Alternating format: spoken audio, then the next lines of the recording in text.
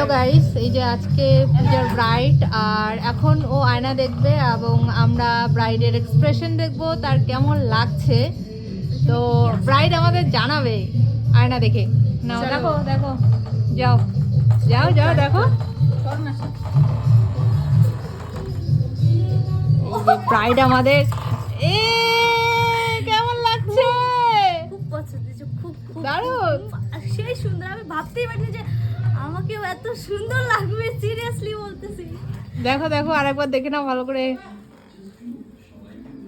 পছন্দ হয়েছে?